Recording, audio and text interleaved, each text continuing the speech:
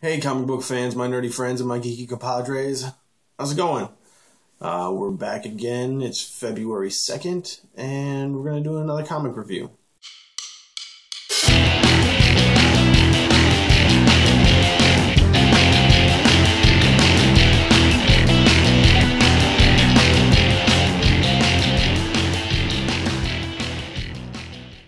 So hey, today I'm going to do a review on Superior Spider-Man number 2.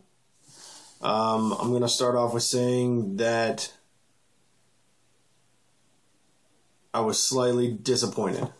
Not slightly. I was kind of disappointed. I was very disappointed with the ending of number 1 when we saw the ghost of Peter Parker. I was really hoping that they weren't going to do that for quite a while.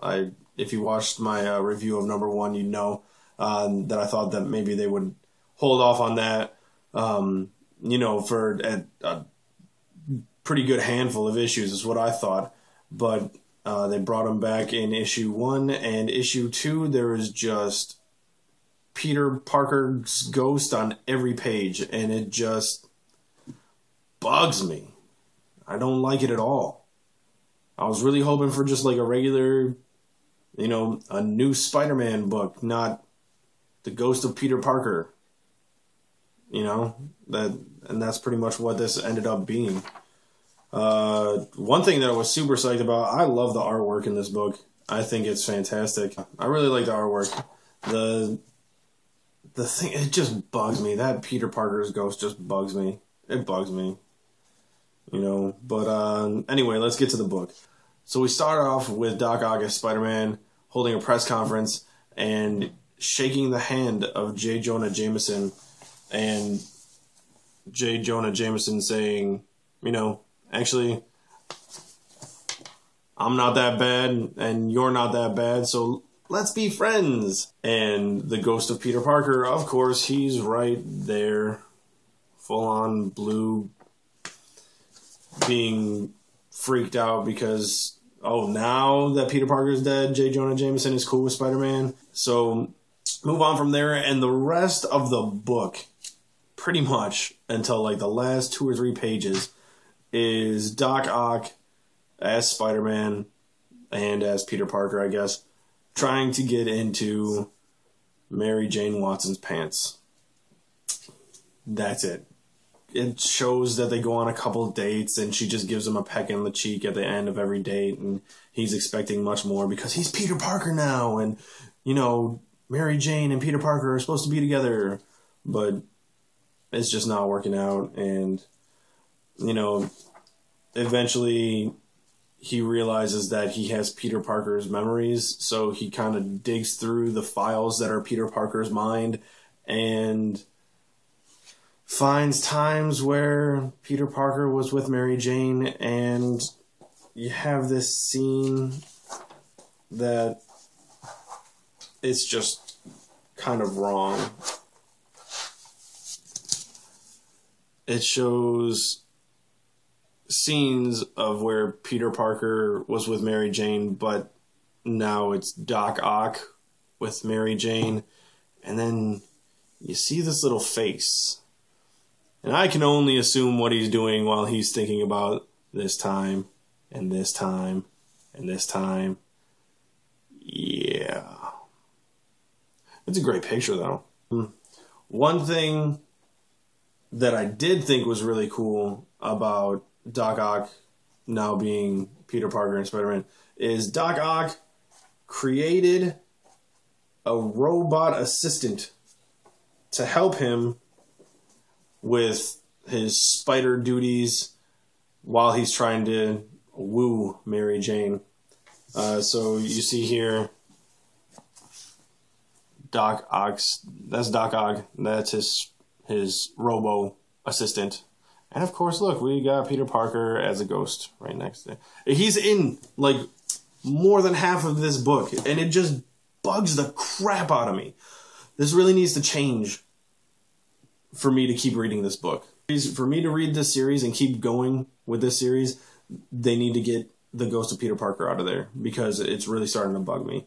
I will pick up one or two more issues, and if he's in those issues as much as he's in this one, I'm done. I can't. The storyline would be so great if they just kept him out of it. I don't need Peter Parker telling me what's going on and why he's so disappointed that Doc Ock is now trying to get with Mary Jane. Of course he is, because Mary Jane's freaking hot and Doc Ock hasn't gotten any in forever. It's just, I can't. Okay, that's enough of the. We'll go on with the story.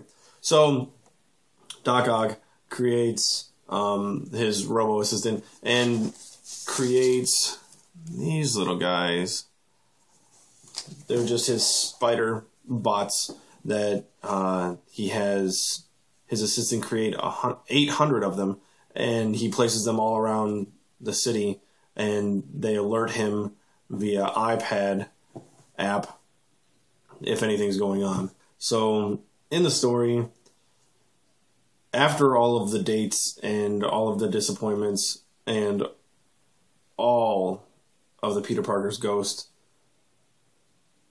we find out that the Vulture, his minions, are going into Mary Jane's nightclub and looking for something they left there. So they find it, they take it, and meanwhile she's in there, and they take her, and she starts screaming and, you know, going crazy, and they drop her. And so Doc Ock comes swinging by, and he catches her in a web, and they talk a little bit, and you would think this is the point where this would come into play, but the cover is all a ruse. It doesn't happen. Doc Ock comes to the realization that he does have Peter Parker's feelings for Mary Jane, and he doesn't want any harm to come to her, so he pretty much just blows her off. He's like, sorry, you know, the more I'm with you, the more danger you're in, and we can't have that because I care for you so much. So there's that. And yeah, that was pretty much the book. I mean, there's another little part at the end that I'm not going to tell you about because, you know, you might read it and enjoy that part. And I'm really hoping that part of the storyline comes into play more so in the next couple books. Because if it doesn't, like I said, I'm going to have to drop this series because I just can't. I can't deal with any more Peter Parker's ghosts. Like, this book was enough for me. This was way too much for me as far as the Peter Parker's ghost goes. Yeah, let's hope book number 3 is... I wouldn't say better because I did enjoy it. It's just way too much of the damn ghost. Like, I'm not reading this because I want to know what Peter Parker's thinking. I'm reading this because I want to see what Doc Ock's going to do as Peter Parker. That's the fun part of this. And seeing what Peter Parker's thinking and, oh, Doc Ock, don't do this, blah, blah, blah. I don't care, Peter. I'm done with you. We're all done with you. It's time to move on. So I looked it up, and 3 comes out next week. One right after another. That's kind of crazy. But I won't be in town. I'll be in Orlando. So I don't know if I'm going to be able to grab up the book. I'm also really disappointed because Bedlam number 4 is coming out next week, and I don't think I'm going to be able to pick that up. With Disney having bought Marvel, they might have some comic books in Disney. Oh, I'm going to Disney World. That's why I'm going to Orlando.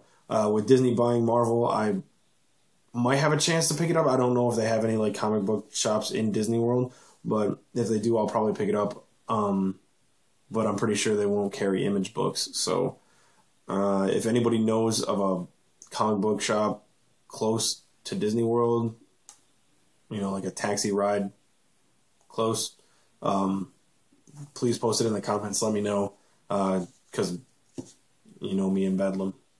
I love it. All right, that's it for this review. I'll probably post another one before I leave at least 1 or 2 more reviews. But yeah, I'll check you guys later. Bye.